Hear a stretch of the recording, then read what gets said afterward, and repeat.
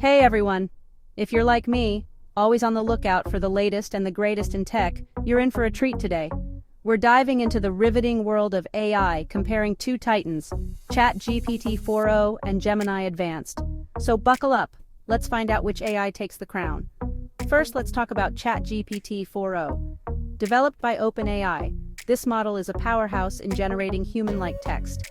Whether you're looking to draft emails, write poetry, or even code, ChatGPT 4.0 is like that reliable friend who's always got your back. But it's not just about writing. It also excels in understanding and generating nuanced responses based on context. Switching gears to Gemini Advanced, this AI is somewhat of a dark horse. Developed by a less mainstream yet highly innovative team, Gemini brings something unique to the table. It's designed to not only understand and generate text, but also to learn from user interactions in real time. This means Gemini can adapt and potentially become more personalized the more you use it. Now let's get down to the nitty-gritty.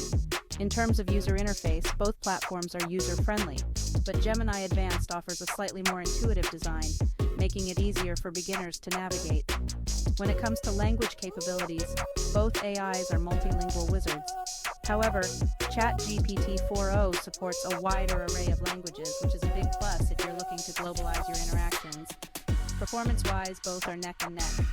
ChatGPT 4.0 is incredibly fast, providing responses almost in real time.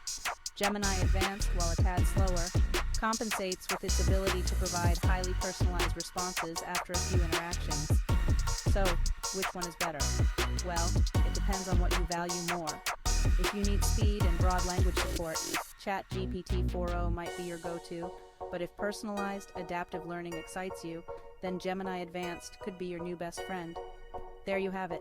Both ChatGPT 4.0 and Gemini Advanced offer compelling features, but your choice will depend on your specific needs and preferences.